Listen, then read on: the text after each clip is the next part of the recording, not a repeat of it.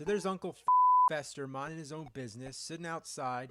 Then aliens come down, and, well, that's the plot of the game. What if I told you the Addams Family and the Twilight Zone actually share a continuity? You'd probably say, oh, what, do they share some piece of lore in an obscure spin-off or something? Because you've clicked on a few videos like this before and you know the kind of shit YouTubers will pull out of their ass to make these connections. Well, this one is no different, but still, I think it's an interesting bit of trivia. So, in the Twilight Zone pinball game, the magnetic fields in the game are controlled by an evil force called the Power, visualized as an eye of providence with these lightning bolts coming out of it. Your first assumption might be that this is from some episode of the TV show that you don't remember, but it's not. It's actually a feature that pops up in a number of Williams pinball tables, notably the Addams Family. In the Addams Family, the Power is simply a magnetic force guiding the ball, while it features as a boss fight in the Twilight Zone, with a killer boss theme to go with it, when the ball goes into this isolated sub-level of the board.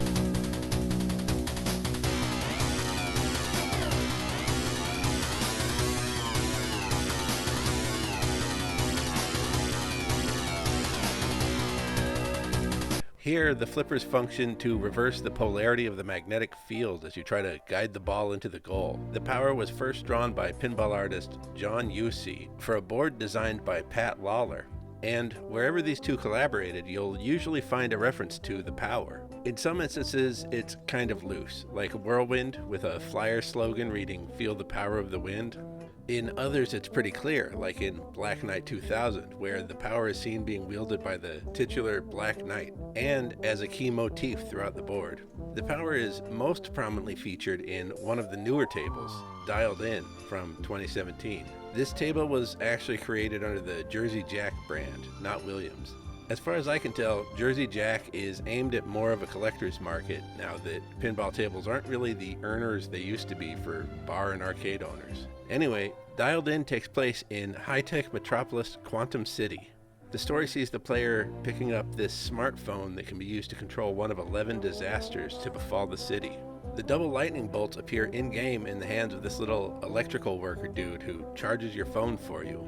Another character in the game, Crazy Bob, is a recurring element in UC Lawlor games as well, originating in Junkyard. In Dialed In, he's the owner of the shop that sold you the phone. In Junkyard, he runs the junkyard, though his character design has changed since then. He also appeared in Red and Ted's Roadshow, running a shop called Bob's Souvenir Bunker. He rents vehicles out to criminals at Bob's Getaway Van in Safecracker, and he shows up as a barfly in Champion's Pub, a pinball game about boxing matches held in bars.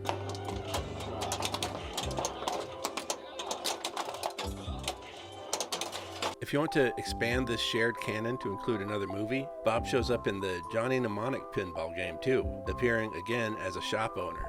So if the Power is to John Youssi's arcade tables as the Moonlight Blade is to games made by FromSoft, then Crazy Bob is his patches. If you really are that gullible.